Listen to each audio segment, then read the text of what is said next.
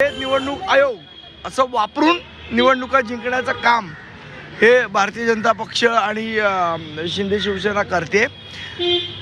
म्हणजे तुम्ही इतक्या खालच्या थराला उतरलात की तुम्हाला बोगस मतदान करण्यासाठी तुम्ही इंक बदलली आणि निवडणूक आयोगाला हाताशी धरताय। मला वाटतं ह्याच्यासारखं दुर्दैव नाही, ही लोकशाही नाही। अशा पद्धतीने जर तुम्ही लोकशाहीमध्ये निवडणुका घेणार असणार तर त्यापेक्षा डिक्लेअर करा की आम्ही आमचं वाटेल ते करू, आम्ही तुम्हाला जिंकायला देणार नाही।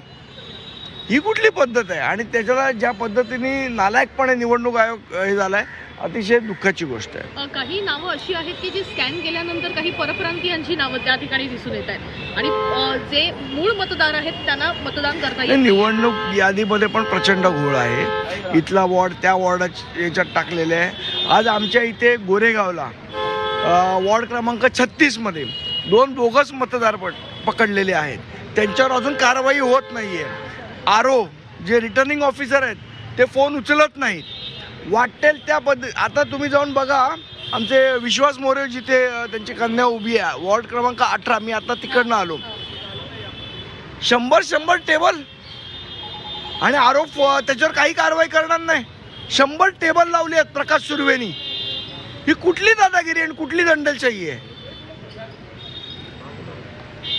मग तुम्हाला अशा निवडणुका जिंकायच्या आहेत का? माझं त्यांना आव्हान आहे, पोलीस संरक्षण बाजूला ठेवा आणि या समोरासमोर मग आम्ही पण काय ते दाखवतो, जर अशीच निवडणूक लढवायची असेल तर। पण दुसरीकडे असाही उल्लेख केला जातोय की म्हणजे एकीकडे निवडणूक यादीमध्ये तर गोंधळ आहेच, दुसरीकडे शाही संदर्भातही प्रश्नचिन्ह उपस्थित होत आहे, तिसरीकडे नवी मुंबई सारख्या एरियामध्ये असंही दिसून आलंय की शाहीच लावत नाहीयेत बोटांना।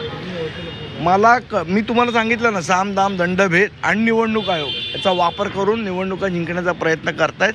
पण मराठी माणूस या सगळ्याला पूर्ण उरेल एवढं या सरकारने लक्षात ठेवावं। विरोधकांनी आवाज उठवला।